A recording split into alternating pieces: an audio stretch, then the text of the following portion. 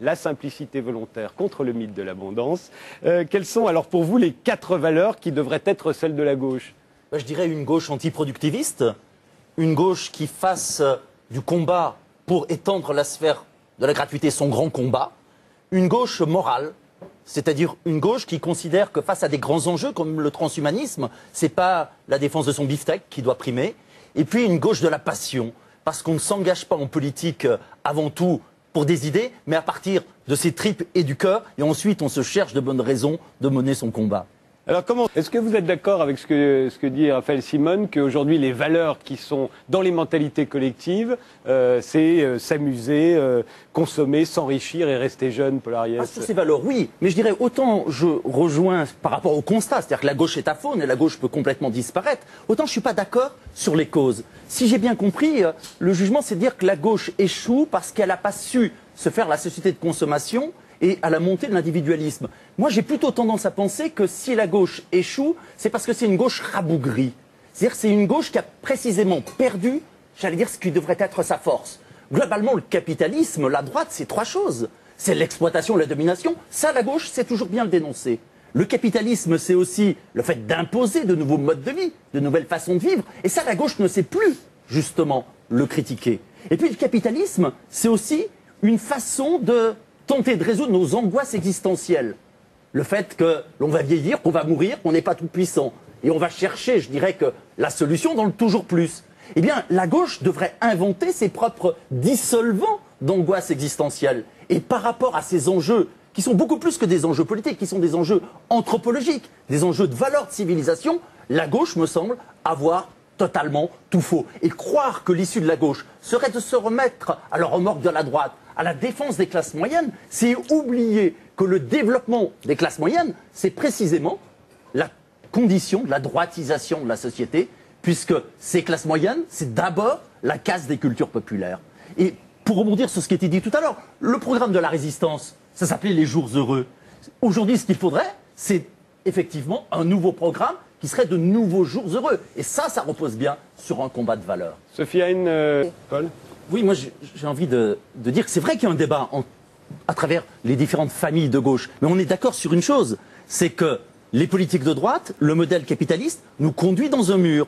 Et que même quand on parle aujourd'hui de société capitaliste, c'est un abus de langage. C'est-à-dire ce monde ne fait plus société. C'est-à-dire qu'on assiste à une déliaison sociale, à un développement des violences dans tous les domaines. Pour rebondir sur ce qui a été dit, je crois que, bien sûr, qu'il y a un échec de la gauche, et un échec, j'allais dire, de toutes les familles de gauche. On a eu le modèle soviétique qui a abouti à une catastrophe effroyable. On a la social-démocratie qui s'est reconvertie en social-démocratisme, mais même maintenant en nouveau démocrate. Donc la bonne question aujourd'hui, comme on disait au moment de la monarchie, après le décès d'un monarque, le roi est mort, vive le roi, la gauche est morte, vive la gauche.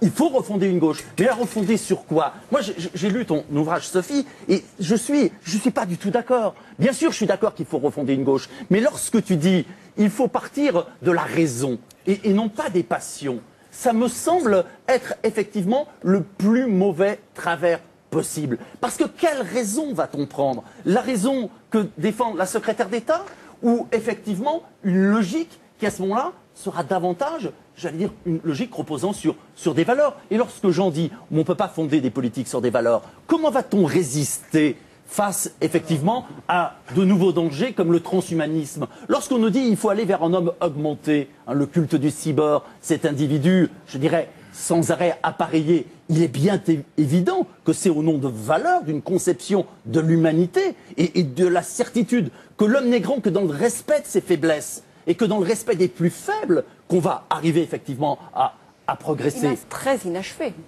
L'analyse du passé est utile pour projeter le futur. Certes, mais il y a un moment où il faut s'en sortir. Stratégiquement. La psychanalyse. Mais moi, je crois que je dirais, la défaite idéologique de la gauche, c'est lié à la révolution conservatrice mondiale. C'est-à-dire qu'en fait, nous sommes à la 3e révolution conservatrice mondiale. La première, c'était juste après la Révolution française.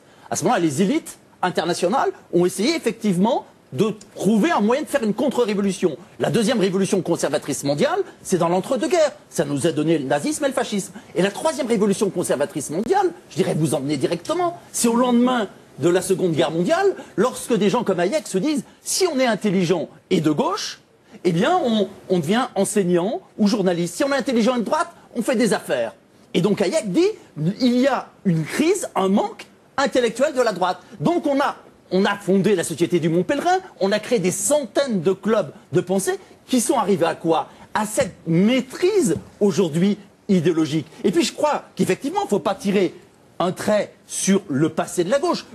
La grande question, c'est de savoir comment poursuivre ce mouvement pour l'émancipation. Et puis la gauche, elle n'a pas disparu, mais elle n'est pas là où on l'attend. Je vais vous raconter une histoire. Il y a quelques jours, j'ai rencontré un groupe de femmes dans une banlieue populaire de la région lyonnaise. Ces femmes, elles étaient tout en bas dans la société. Elles ne pouvaient même pas acheter un baril de lessive. Donc qu'est-ce qu'elles ont fait? Elles ont mutualisé leurs achats.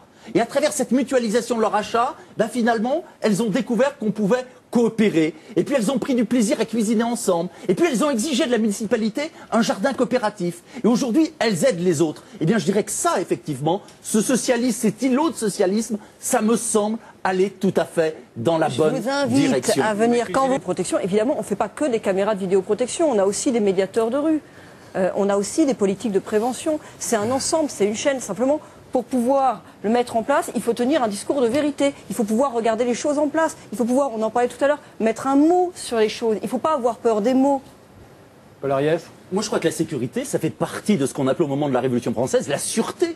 C'est-à-dire qu'il faut donner à chacun, effectivement, les moyens de pouvoir vivre normalement.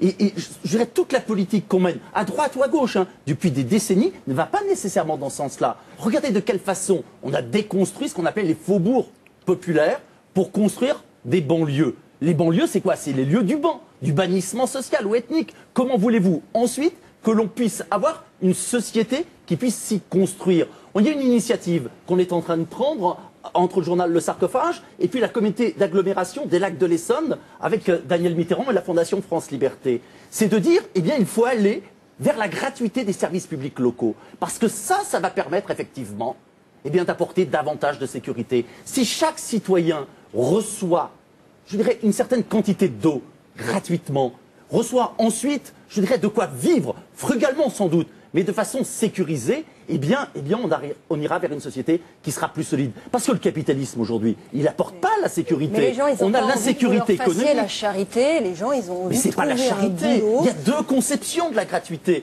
Vous avez soit une gratuité d'accompagnement du système, la gratuité pour ceux qui ne peuvent pas payer, la gratuité pour les chômeurs. Mais cette gratuité, elle ne va jamais sans un certain flicage et effectivement sans une certaine condescendance. Et puis il y a la gratuité émancipation. Ce qui est beau avec l'école publique, c'est qu'on ne demande pas à un gamin s'il est gosse de riche ou gosse de pauvre. C'est qu'effectivement, il est accepté en tant qu'enfant. Et ce qui est vrai pour l'école, pourquoi ça ne devrait pas être vrai pour l'ensemble des biens communs?